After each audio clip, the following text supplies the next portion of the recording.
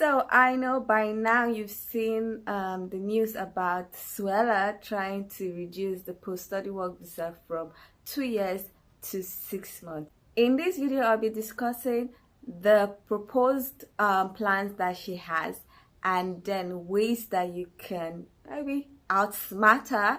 And I'll also give some of my thoughts and permutation about the things that she wants to implement. So if you want to know more about all that she's trying to do, please keep on watching. Everybody know I'm a visual. Yeah, I kill it cold like a criminal. I'm everybody's type, but nobody can deny. Cause you know I get it, I'm getting freaky, yeah, I'm a freaky crazy. Get that freaky on, get that freaky getting freaky. Get it right, get that freaky. Hi guys, welcome back to my channel. My name is Omomi, aka Petite Diva, and I am a University of Nottingham alumni and also Developing Solution Scholarship Award winner.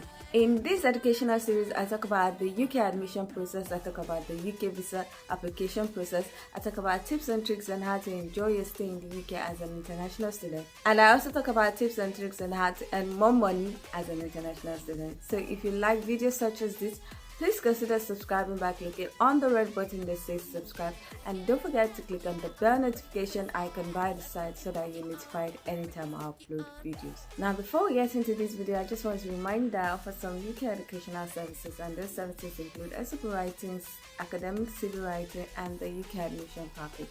Now the UK admission package comprises of me curating courses and schools that best fit you, also helping you to write the SCP and your CV, and also helping you with your application process. Now if you want to use any of my services, please check the description box for my email and then send me a mail. Please be specific where you're sending me the mail. Let me know the course that you want to study, let me know your educational background, and also let me know your professional experience, and you can also send me your document. Now you can also join the Telegram group. The Telegram group is where it is. You can find the link to the Telegram group in the description box.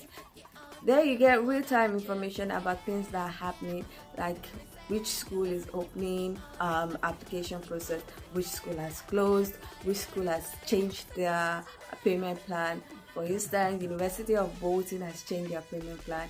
Now you need to pay all your school fees, yes, all the school fees, before you can get a card. So even when you're applying, you're expected to upload your bank account, and University of Bolton took a while before they opened the application process for September 2023. If you were in the group, you would have known about it, and if you had intentions of applying to that school, you know that if you don't have your bank account with your school fees in it and your other maintenance fee, you might not get an admission. So please check the description box for the link to the Telegram group. You can join the group. Please, when you join the group, you are expected to be respectful, and also you'll be restricted for a particular amount of days so that you can catch up with what has been said in the group and also read up the pinned messages. You can also send me a private message when you join the group after the restriction has been removed. So now let's get into this video. In case you've not heard about what Suella is trying to do, let me give you a recap. Now Suella is proposing that the postgraduate visa be reduced from 2 years to 6 months. So she's saying that once you've graduated, you can only apply for a 6-month postgraduate visa, not 2 years. And she's also proposing that even the graduate visa be given to only those that are graduates of high-skilled courses like engineering. According to her, she's saying that a lot of low-ranking schools are offering short courses to international students, and then they're using that to find a way to stay back in the UK. Now, just before we continue this video, you might not like what I have to say. You might like it. I keep it real with this kind of videos. If you've been watching my Boris Johnson videos, my Rishi Sunak and the rest, you know that most of the time what I say, at least 50% or 60% of what I say is actually what happens. And if you are proactive, you would know some of the things to do to avoid some of what is going on. Concerning Suella, I don't think she thinks through some of the things that she proposes, because she just keeps bringing some things that are not practical. Now, this whole proposal that she's trying to do, she has more that she has proposed, but this particular proposal concerning the reduction of the length of time that graduates can stay after graduation has been actively and strongly opposed by the Department of Education. Now, the Department of Education knows what's up, because they've done this thing before, that they cancelled the post-study work visa, and it really affected their revenue in the UK. At least the UK universities can attest to that. And with the whole pandemic that happened in 2020 and 2021, they lost a lot of money. And doing this, according to what the Department of Education has said, is that it will make the UK very unattractive to international students. Then the Department of Education is stating that when you compare to other countries, that the post-study work visa is in line with what other countries are doing, that most countries are giving 2 years, apart from USA. So reducing it to 6 months will make UK very unattractive to international students. So they are really actively opposing this proposal by Suella. Now, from what I read, I feel like this discussion has been held since, but we are just getting to know about it, because I think from the article from the Times newspaper that I read, it feels like somebody leaked what was going on so that everybody can raise noise. I feel like they've already had this discussion and they had loggerheads, and then somebody leaked it, so it's like, I don't know what their reaction they are looking from the whole world, but this is what I feel based on the way the article stated that something was leaked. Any which way, that is what has happened. Now my thoughts, it no go happen. It cannot happen, because if you check how much UK lost from 2013 to 2020, you will see that there's a lot of money that these UK universities lost. At a point in time, the UK universities had to even reduce their school fees, tuition fees, so that they can attract people to come. Right now, after making quite a bit of money with 2021-2022 section, they've even increased their school fees. If you've noticed, almost all schools have increased their tuition fees, and now that they are trying to gather some money, we are now saying 6 months, because if the 6 months is implemented like this year, a lot of people are going to say, please give me back my money. Schools that were doing, oh, you must pay all your school fees at once, would see drastic drop in application. People will collect their deposit back. It's not possible, which is why the Department of Education and the UK universities are saying, no way, we cannot agree to this. Another reason why I feel that this plan would not go anywhere is because Brexit has happened. A lot of people will argue that, oh, the UK has done this before during Theresa May's period and the rest, but then the UK was still part of the EU. Right now, the UK is still doing up and down with the whole Brexit thing. They are still looking for how to do some things. The economy is not even smiling. People are going on strike every day. NHS is fighting people. It's just a whole issue. And then students are bringing over 28 billion pounds per year with fees and other charges. You now say, we want to push you out.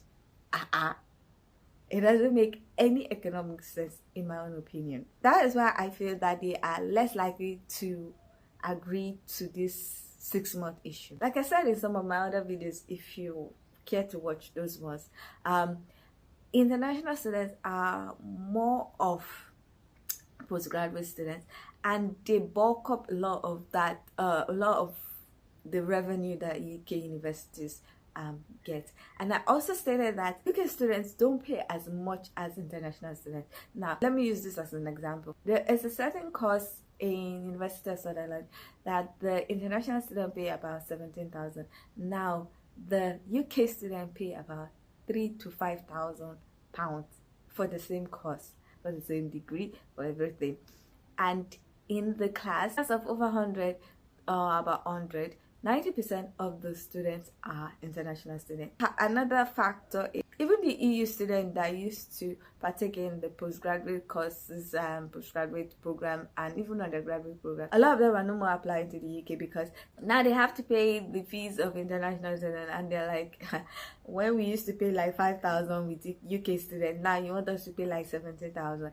They're like, no thank you, we're going to another country. So if you look at the amount of international students in the UK, non-EU students are 5 times more than the EU students. So that's kind of what Suella is also looking at, like, if only EU students are not coming, so she now wants to pursue other students. Now what do I feel will happen? Now the Department of Education will never ever, even the UK university will never ever, and a lot of MPs will never ever agree to them reducing it to 6 months, because they know what has happened, they know what is happening, they know what's up. But there's a possibility that it might be reduced to 1 year or 18 months. They might agree on that because they'll be like, we should not go less than US, and we should be more than US, but maybe not up to Canada or Australia or something. So what I think would happen is either they will reduce it to 18 months or leave it at 2 years. Now another thing that will happen is that low-ranking universities might not be able to accept international students. In one of my previous videos, I said when you're applying to schools, please check the top 120 schools and apply to those schools. I already said it, because the low-ranking ones are the ones that we get a lot of things, a lot of cutoff, a lot of whatever, because apparently they are the ones that are doing some under G things that they don't like. So if you're applying to any school, please check their ranking, make sure it's at the top 100 or top 120. Don't go to bottom level, and don't apply for short courses. Short courses, I think less than 9 months. Make sure your course is 12 months or more than 12 months. Now another thing that the UK government might want to implement to buffer the effect of reducing the post-study work visa, if they eventually reduce it to like 18 months, is to either remove the work restriction that students have during term time, or increase the hours. Like there have been reports that Rishi Sunak and the British government is trying to do that. However, some UK universities, professors and the rest, academics and rest, are kind of against them removing the work restriction. And I'm going to say this that you might not like. I don't think it is such a good idea to completely remove the work restriction, because I know my people. I know people would abuse that thing and work more than they are supposed to do, and then their studies will suffer. Your primary purpose as a student is to go to school. Yes, working will help to pay some things, but you should not just give them liberty to do everything. People will just abuse it and later end up neglecting their studies. I'm of the opinion that it can be increased to 30. That is a great idea. 30 hours is a great idea, but removing it completely, no, please. But 30 is perfect, because 20 is a bit small. At least with 30 you can do 3 8-hour shifts, and then you can add a bit of volunteering and also do your school work and the rest. So 30 is perfect in my own opinion. If you people like, write in the comments, say whatever you want to say. 30 is perfect. Now they are trying to do that, so they might eventually do that, accept that, and then maybe reduce the post-study work visa to like 18 months. I don't know, we are watching them. Another thing is, I don't think that this whole policy plan and the rest is going to be implemented this year. It takes a while before they do back and forth, and it's probably going to be implemented maybe 2024. So if you are thinking of applying in 2024, I would advise that you apply for January instead of September, and do everything that you can do to be in the UK by 2024 January, because 2024 September courses, I don't know how it's going to be, because definitely elections might have held by then, and then things might have happened. Labour might be in charge, Tories might be, Conservative might be in charge, I don't know. But what I do know is that it's less likely for them to implement all this after agreeing this year or for September 2023 students. Now, what will happen in 2024? I don't know. There's some other things that Suala has proposed and the Department of Education has agreed to. So get ready. Okay, the first thing that they've agreed to is the fact that students can no longer switch from tier 4 to tier 2 visa while they are still studying. I know a lot of people ask me that question, can I switch to tier 2 when I just arrived 2 months ago or 3 months, and I keep on saying I don't think it's legal. I keep on saying that I don't think it's right, and that they should ask a lawyer and everything. Right now it is no they have agreed that it cannot happen again. So you must finish your school before you can change to a tier 2 visa. Now I don't know the time frame and what they mean by finish your school, because there's a time you submit your thesis, that's a different time. There's a time your course year ends, that's a different time, and there's a time that you graduate. So I don't know which one they are talking about, but you must finish before you can convert to tier 2. So all of you that are thinking of doing some things, can it by next year? It's not going to be possible. Another thing that the Department of Education has agreed to is the fact that postgraduate students who are studying courses that are just 1 year would no longer be allowed to bring dependents. We knew it was coming up.